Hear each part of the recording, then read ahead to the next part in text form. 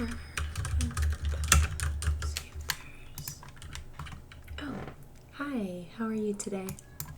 I'm doing pretty good, thank you. I'm assuming that you are here for your nightly check-in. Are you one of our new clients hoping to get some better sleep? Of course, I totally understand. Let's just... Sorry, my computer reacts crazy sometimes. Okay, let's see if I can pull up your chart here.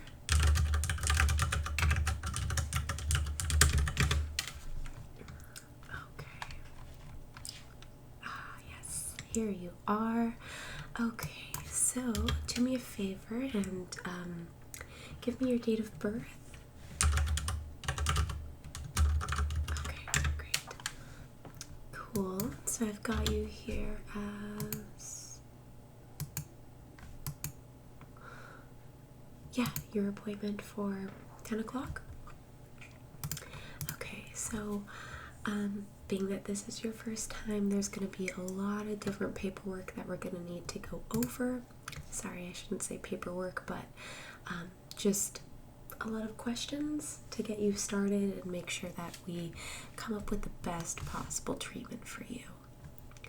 Yes, sleep is definitely a priority here. So you've definitely come to the right place, and we're really looking forward to hopefully just allowing you to get the sleep that you've been seeking. Okay, so first things first, I really want to just get the boring questions out of the way just so that we make sure that your chart is completely up to date. So we got your date of birth, and give me the best phone number to reach you at. Got it. Okay, great. And do you have a backup number, or is that just like your cell phone? Do you have a landline? I know those have become a bit more rare. Oh, you do? Okay, great. Yeah, whenever you're ready. Okay. Okay, great. Okay, and it looks like we never actually got your home address on file. Yeah, I'll take that down.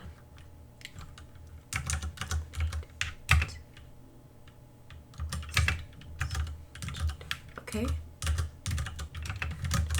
And is there a unit number for that? And just give me the zip, it'll input the rest. Okay. Perfect. So we've got that saved. Okay, and then do you have an emergency contact that you'd like to put down? We do require one. I don't know why I gave you the choice. Okay. What's the spelling for that? Okay.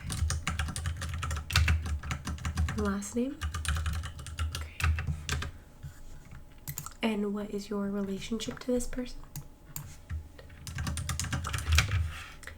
And I'm going to need their home address and phone number. Yes.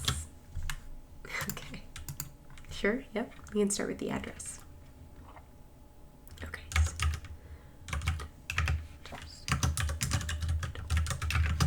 Is there a unit number for that one? Okay. And what did you say the zip code was?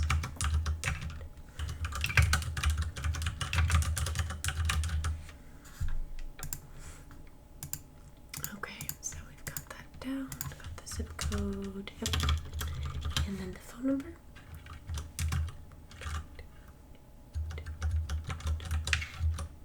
Okay, good.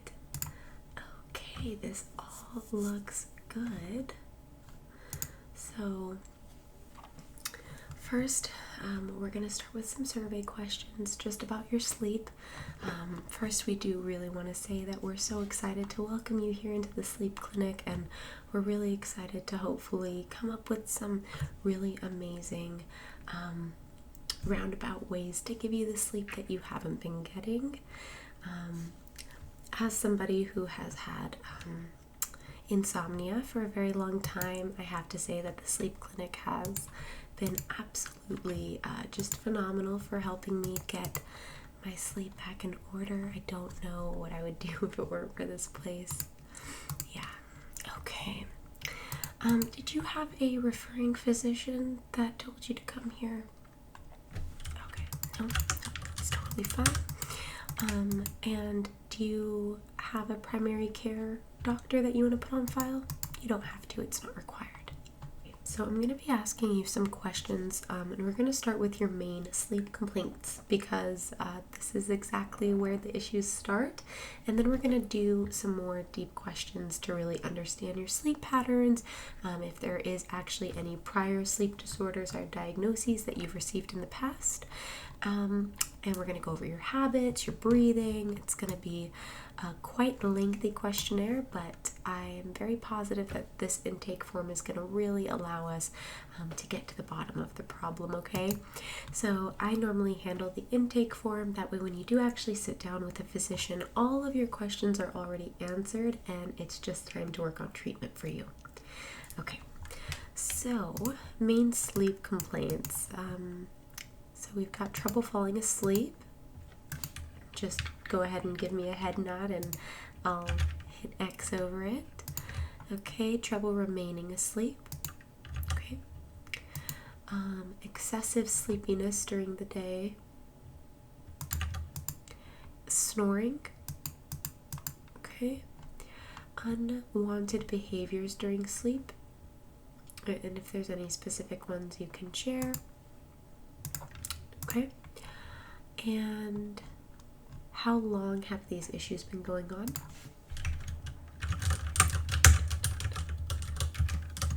Yeah, it's not fun. I totally get it. I get it as best as I can. Okay, let's talk about some of your disorders or diagnoses or any studies that you've done in the past. Do you have any sleep diagnoses that I should know of? Okay. And have you ever done any sleep studies prior to today? And what was the year on that? Okay, good. Okay, yeah, it sounds like you've been dealing with it for a while. Nothing's worked for you, huh? It is the same for me, but I truly believe we're going to get down to the bottom of it for you. Are you on any prescription medication at this time? Okay. And are you using any oxygen during the day or at night? Okay. And have you had any surgeries for a sleep disorder? Tonsillectomies, UPPP, anything of that? Okay. And final question on this, are you using any dental devices for sleep disordered breathing? Got it. Alright, so now let's spend a little bit of time going over your sleep patterns. What is, and this is just, give me a good guesstimate, your typical bedtime during the weekdays? 10 p.m. Okay, that's not bad. And on the weekends? It's typically always a little bit worse. Okay, got it. Okay, and for your typical awakening time during the weekdays, do you have a job? You have to be up early? Yeah, 6 a.m. Okay. And on the weekends, does your body typically still wake you up even if you go to bed at 2 a.m.? Yeah. So this is a question that we have to start taking notes on. When you do wake up at 6 a.m. on the weekends, do you stay up or do you go back to sleep?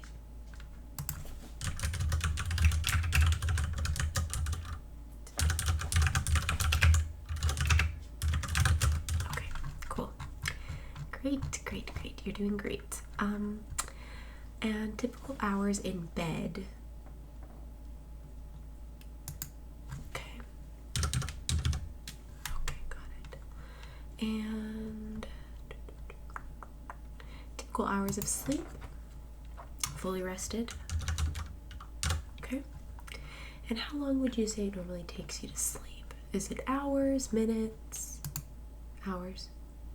Okay. How long? 2 to 3. Okay. Okay. And how many times would you say you wake up per night? Whew, it's pretty hard. And do you fall asleep right after? And how long does it typically take for you to fall back asleep? Okay. Now we're going to just do a couple yes or no questions. And by a couple, I mean a lot. Just go ahead and give me a yes or no. My sleep pattern is irregular. Thank you. I awaken early in the morning, still tired, but unable to return to sleep. Okay. These are going to go over some of your sleep environment habits. Your typical sleep position. Are you a back, side, stomach, head elevated, in a chair? Okay, side and stomach. And do you sleep alone or do you share a bed with somebody? We do count pets. Yeah. Okay, so you share a bed, okay. And would you say your bedroom is comfortable, noisy, too warm, or too cold? Okay, good. Do you have any pets in the bedroom? We covered that. Do you watch TV in bed prior to sleep? Okay, yeah, that's a bad habit. Do you read in bed prior to sleep? Yes. Let me go back to the I form of these. I work or study in bed. I drink alcohol prior to bedtime. Okay. I smoke prior to bedtime or when I awaken during the night. We mean cigarettes or tobacco in this context. Okay. I eat a snack at bedtime. I eat if I awaken during the night. Okay.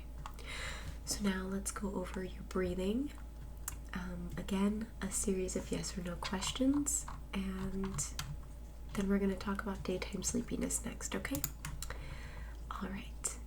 I have been told that I snore. Yes. Loudly. Okay. I have been told that I stop breathing while asleep. Okay. I have been told that I snore only when sleeping on my back. Okay. I have been awakened by my own snoring. I've been there. I awaken at night choking or gasping for air. Okay. I awaken short of breath. I have trouble breathing when flat on my back. I have trouble breathing through my nose. That's my current issue. And all the time, it never goes away. I have morning headaches. Yes. I sweat a great deal at night. Okay. All right, and moving on to daytime sleepiness. I often feel drowsy during the day more than I expect is normal. I feel unrefreshed or tired in the morning despite sleeping at night. I take daytime naps. Is that something you do? Okay, how many? I have uncontrollable urges to fall asleep during the day. I have experienced lapses in time or blackouts. I have fallen asleep while driving. Okay. I performed poorly in school or work because of sleepiness. Okay, great. So now what we're going to go over is something called the Epworth sleepiness scale. Have you heard of this? Okay. So basically I'm going to ask you questions about how likely you are to doze off or fall asleep in some of these following situations. The scale is going to be from 0 to 3, okay? And this is really important to note that this is in contrast to feeling sleepy. This is not a matter of if you're likely to feel sleepy. We want to understand the odds of you actually falling asleep in these situations, okay? Okay, so 0 is going to mean that you would never doze, 1 is going to be a slight chance of dozing, 2 is going to be a moderate chance of dozing, and 3 is going to be a high chance of dozing, okay? So you're just going to give me a number after each situation that I give you, and we'll rate it based off of that. Okay, so sitting and reading. Okay. Watching TV. Okay. Sitting inactive in a public place, such as a theater, in a meeting, in a classroom. Okay. As a passenger in a car for an hour without a break. Okay. Lying down to rest in the afternoon when circumstances permit. Okay. Sitting and talking with someone. Okay. Sitting quietly after lunch without alcohol. And in a car while stopped for a few minutes in traffic. Okay, cool. All right, let's go ahead and finish up these questions. Let's see. All right, do you act on dreams while asleep? Okay, these are back to yes or no's. Do you have frequent nightmares? Do you talk in your sleep? Yeah. And have you slept walk as an adult? Okay. Now we're just going to go into some miscellaneous questions. Do you frequently travel across 2 or more time zones? Yeah. Would you consider yourself more alert in the evening than in the morning? Or in the morning than the evening? Okay. Do you awaken alert in the morning earlier than it is time to get up? Okay. Do you ever have issues with heartburn or acid reflux at night? Okay. Any feelings of depression? Is there any chronic pain that could be interfering with your sleep? Okay, can you tell me a little bit about that?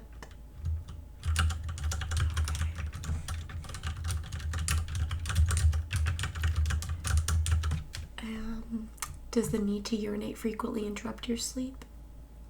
Okay. And do you ever grind your teeth while you're sleeping? Okay. And our last questions, before we get you ready to see your doctor, is would you say that you have trouble falling asleep, specifically falling asleep? Okay. And would you say that thoughts start racing through your mind when you try to fall asleep?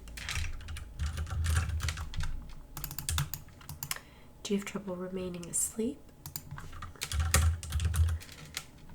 And do you have difficulty returning to sleep if you awaken during the night?